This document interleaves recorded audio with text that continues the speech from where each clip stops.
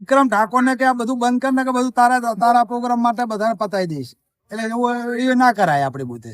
બસ અમારે જે બંધારણ વાત હોય બરોબર છે, અમને સંપત્તિ છે, કોઈ ફેરફાર કરવાનો નથી. બંધારણમાં જે અલ્પેશભાઈ જ્ઞાનીબેન ની કરે ને એ બહુ સમાજ માટે બહુ સારામાં સારું કાર્ય કરી રહ્યા છે.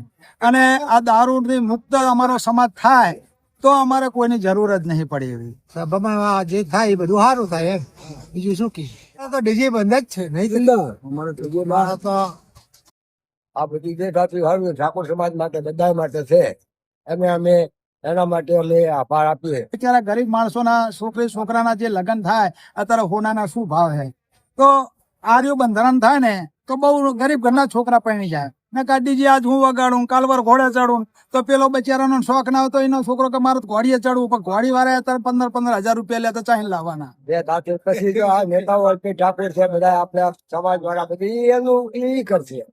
પછી મારા નાના માણાનું કોઈ સાંભળે નહીં. મોટા માણસોનું સાંભળ છે કે ઉકેલ તો આવી જશે ગમે તારે એ કરે. અને ડીજે આ લોકો આવા સાંસદ છે, ધારાસભ્ય, મિનિસ્ટર કક્ષાના, જો એ કહેતા હોય તો આપણે માનવું જ પડે. બધા તમામ ઠાકોર સમાજના નેતાઓ બધા એક જ સ્ટેજ ઉપર હતા અને બંધારણ માટે આ બધું કરેલું હોય તો બધાને શાંત રહેવું જ જોઈએ. અને આ કરશે ને તો જ સમાજ વાંચો આવશે.